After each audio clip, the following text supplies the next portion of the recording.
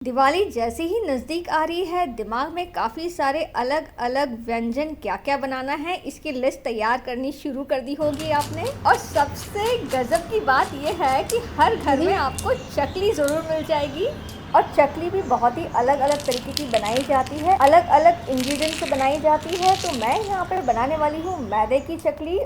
और ये जो मैदे की चकली है बिना मोइन के ये बहुत ही ज्यादा फुसफुसी और कुरकुरी बनती है। यहाँ पे हम मोइन नहीं करने वाले हैं, बहुत ही आसान तरीका है और बहुत ही अलग तरीका है, बहुत ही इंटरेस्टिंग तरीका है इस चकली को बनाने का।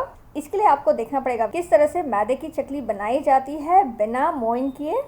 यहाँ पे मैंने एक स्टील की प्लेट ली है और स्टील की प्लेट के ऊपर हम यहाँ पे ये जेंट्स रुमाल जो होता है वो फैला देंगे। अब इस रुमाल के ऊपर हम डाल देंगे मैदा। तो हम यहाँ पे 3 कप मैदे का इस्तेमाल करने वाले हैं। तो हम यहाँ पे जो रुमाल है उसे हम बांध देंगे। तो रुमाल को मैंने यहाँ पे अच्छे से बांध लिया है और अब इसे मैं साइड में रख देती हूँ। तो यहाँ पे मैंने कुकर लिया है और कुकर के अंदर हम रख देंगे स्टैंड। तो मैंने यहाँ पे स्टैंड रख दिया है। अब डाल देते हैं इसमें पानी। तो मैंने यहाँ पे 1 कप पानी का इस्तेमाल किया है। साथ ही साथ में मैंने यहाँ पे प्लेट ले ली है। तो आप जैसे कि प्लेट देख रहे हो, इसका जो किनारा है वो उठा हुआ होना चाहिए, एकदम सीधा नहीं होना चाहिए। तो प्लेट को हम स्टैंड के ऊपर रख देंगे और ये जो मैदे की जो पोटली हमने तैयार की है वो हम रख देंगे इसके ऊपर। अब कुकर को हम यहाँ पे बंद कर देंगे और तेज आंच पर हमें यहाँ पे 4 सीटी होने तक का इंतज़ार करना है। तो 4 सीटी हो चुकी है। इसे हम कुछ वक्त के लिए ऐसे ही रखेंगे जब तक पूरा प्रेशर ख़त्म ना हो जाए। तो यहाँ पे पूरी तरह से प्रेशर जो है ठंडा हो चुका है। इसे ऐसे ही कुछ 10-15 मिनट के लिए हमने ऐसे ही रख दिया था। अब कुकर को हम यहाँ पे खोल देंगे। जैसे ही मैं यहाँ पे कुकर खोलूँगी तो आप देखोगे कि इसमें भाप नहीं दिख रहा है। और ये जो पोटली है उसे हम निकाल लेंगे और प्लेट के ऊपर रख देंगे। आप सोच रहे होंगे कि भाप देने से क्या हो जाता है। भाप देने से ये होता है कि जो चकली हम तैयार करते हैं वो बहुत ही ज़्यादा फुसफुसी सी बनती है। और रुमाल को हम यहाँ पे खोल लेंगे।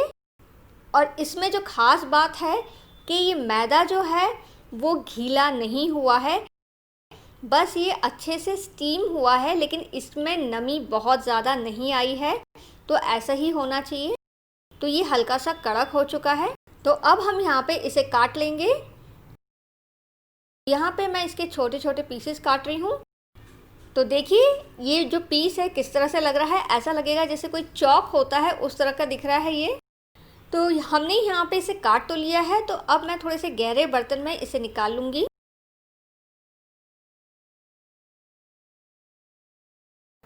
अब निकालने के बाद हम यहाँ पे इस तरह से इसे मसलेंगे और इसे एकदम पाउडर नुमा कर देंगे। तो हम यहाँ पे हाथों की सहायता से इसे अच्छे से मसलेंगे और हमें कोशिश करनी है कि इसमें गांठें ना हो। तो मैदे के जो टुकड़े थे वो मैंने अपने हाथों की सहायता से अच्छे से मसलने की कोशिश की है।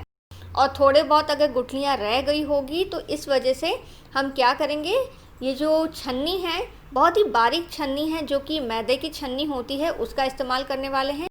और जो हमने मैदा मसला है उसे इस छन्नी के ऊपर डाल देंगे और बढ़िया तरीके से हमें इसे छानना है। तो मैं यहाँ पे इसे छान रही हूँ और जैसे कि आप देख सकते हो इसमें थोड़ी मोटी मोटी गुठलियाँ सी दिख रही हैं। तो वो भी हम मसलेंगे और कोशिश करेंगे कि ज़्यादा से ज़्यादा जो गुठलियाँ हैं, जो लम्प्स हैं, उसको हम छन्नी की सहायता से छान लें। अब यहाँ पे जो बच गया है वो है बहुत ही ज़्यादा कड़क मैदा। आप अच्छे से मसलने के बाद भी ये मसलेगा नहीं, ये पाउडर नहीं बनने वाला है। तो इसे हम हटा देंगे। इसी तरीके से हमें मैदे को छान लेना है।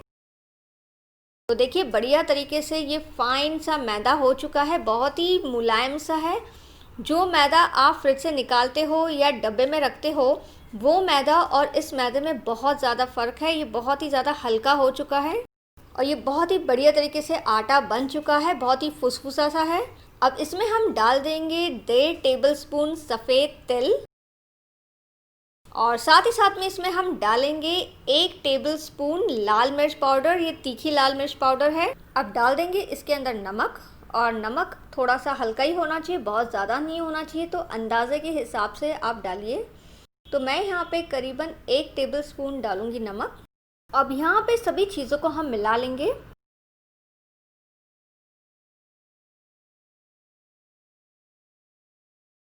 तो मैंने यहाँ पे सभी चीज़ों को अच्छे से मिला लिया है। अब इसे हम गूंदेंगे। आप सोचोगे कि इसके ऊपर मुझे तेल डालना है ताकि मैं अच्छे से मोइन करूँ, तो ऐसा नहीं है। यहाँ पे बिना मोइन के भी बहुत ही बढ़िया खस्ते से, कुरकुरे से और बहुत ही ज़्यादा फुसफुसे से ये मैदे की चकली तैयार हो जाती है। तो अब हम थोड़ा थोड़ा पानी डालते जाएंगे और इसे हमें गूंदना है। और जब आप इसे गूंदोगे और जब गूंद के तैयार करोगे तो आपको फ़र्क पता चलेगा कि जो आप मैदे का आटा गूंदते हो उसकी जो लोच होती है और ये जो आटे को आप गूंदोगे, दोनों में बहुत ही फ़र्क होता है, बहुत ही ज़्यादा अंतर होता है। ये जो आटा हम जब गूंदते हैं तो जब गूंदने के बाद ये तैयार होता है तो ऐसा लगता है कि कोई चिकनी मिट्टी होती है, या फिर कह सकते हैं कि क्ले की तरह लगता है ये। इसमें बहुत ही ज़्यादा लोच नहीं होती है। हमें यहाँ पे थोड़ा थोड़ा पानी डालते जाना है और एक मुलायम सा डो तैयार करना है। यहाँ पे 1 कप पानी का इस्तेमाल हो चुका है और अब मैंने 1 कप पानी और लिया है। तो थोड़ा थोड़ा करके हम पानी डालते जाएंगे और बहुत ही अच्छे से इसे गूंदना है। ये बहुत ही ज़्यादा पानी को एब्जॉर्ब करता है, तो पानी की थोड़ी सी ज़्यादा ज़रूरत पड़ती है इसमें गूंदने के लिए। तो कुल मिला के मैंने यहाँ पे 1.25 कप पानी का इस्तेमाल किया और जो मैदे को गूंद के तैयार किया है बहुत ही ज़्यादा लोचदार नहीं है। जो मैदे का आटा हम गूंदते हैं और इस तरह से जो मैदे के आटे को हमने भाप दे के इसे गूंदना शुरू किया है, बहुत ही फ़र्क होता है। अब इसे हम थोड़ा आराम देंगे क्योंकि आटे को थोड़ा सा रेस्ट देना भी बहुत ज़रूरी होता है ताकि जो चकली बन के तैयार हो बहुत ही ज़्यादा बढ़िया हो, फुसफुसी सी हो और बहुत ही ज़्यादा कुरकुरी सी भी हो। तो करीबन 15 से 20 मिनट तक हम इसे रेस्ट देंगे। जब तक हम आटे को आराम देते हैं तब तक के लिए आप भी आराम कर लीजिए। तो ये है चकली की जो डिज़ाइन के लिए ये जो सांचा होता है चकली का, वो मैंने लिया है। काफ़ी लोग मुझे पूछते हैं कि मैडम ये चकली मशीन क्या होती है, तो मैं बता देती हूँ कि इसे कहते हैं चकली की मशीन, जो कि अमेज़ॉन में मिल जाती है या फिर आप लोकल जो दुकानें होती हैं बर्तनों की, वहाँ पे बहुत आसानी से मिल जाती है। तो इस तरह से मैं चकली के सांचे को बंद करूँगी। तो अब हम यहाँ पे अंदर इसे अच्छे से चिकना कर लेंगे तेल लगा के। आप चाहो तो अमेज़ॉन से ऑनलाइन खरीद सकते हो। मैंने यहाँ पे आधे घंटे तक के लिए आटे को आराम दिया है और आटे को बढ़िया तरीके से आराम मिल चुका है। तो यहाँ पे हम थोड़ा सा पोर्शन ले लेंगे मैदे का और बस इसे रोल करके हम चकली मशीन में डाल देंगे और चकली मशीन को हम यहाँ पे बंद कर देंगे। अब चकली मशीन से हम चकली तैयार कर लेंगे। तो मैं यहाँ पे प्लास्टिक की शीट के ऊपर पहले बना के तैयार कर ले रही हूँ। आप चाहो तो डायरेक्टली तेल के अंदर भी फ्राई कर सकते हो, लेकिन ये आसान तरीका है। मैंने यहाँ पे छोटा सा बैच तैयार कर लिया है। अब इसे हम तलेंगे। तो देखिए मैं किस तरह से चकली को उठा रही हूँ प्लास्टिक की शीट से। तो बहुत ही आसानी से ये आपके हाथों में आ जाती है, बस थोड़ा सा आपको ध्यान से उठाना होता है। तो बस इसे अब हम फ्राई कर लेते हैं। तेल यहाँ पे गर्म हो चुका है। आँच को मैंने यहाँ पे मध्यम रखा है, बहुत ज़्यादा तेज़ नहीं रखा है।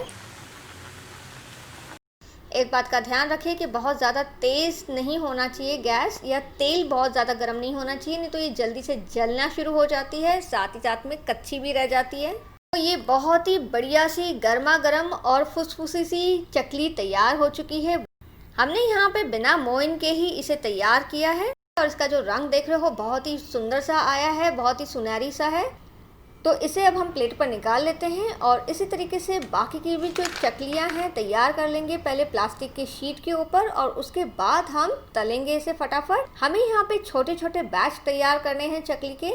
हमें एक साथ सारी की सारी चकलियाँ तैयार नहीं करनी है प्लास्टिक की शीट के ऊपर। और दूसरा ध्यान रखना है कि हमें आटे को ढक के रखना है गीले कपड़े से। तो देखिए यहाँ पे जो चकलियाँ हैं सारी की सारी तैयार हो चुकी है और बहुत ही ज़्यादा फुसफुसी सी है, साथ ही साथ में कुरकुरी भी है। तो जैसे कि आप सुन सकते हो बहुत ही ज़्यादा कुरकुरी सी आवाज़ आ रही है। और अब मैं यहाँ पे इसे तोड़ के भी दिखा देती हूँ। तो देखिए बहुत ही ज़्यादा फुसफुसी सी है और देखिए बहुत ही अच्छे से ये मसल रही है और मसल के टूट रही है। तो इसका मतलब ये है कि जो चकली हमने तैयार की है बिना मोइन की एकदम परफेक्ट बनी है, कड़क बिल्कुल भी नहीं है। और स्वाद में तो नो डाउट बहुत ही ज्यादा चटपटी सी है, तीखी है, बहुत ही बढ़िया है। आप आवाज़ सुन रहे हो, बहुत ही खस्ता है। मैं उम्मीद करती हूँ आपको बिना मोइन किए हुए ये मैदे की चकली की रेसिपी पसंद आई होगी। तो इस दिवाली में बनाइएगा बहुत ही अनोखे तरीके से ये मैदे की चकली। जय हिंद, जय भारत।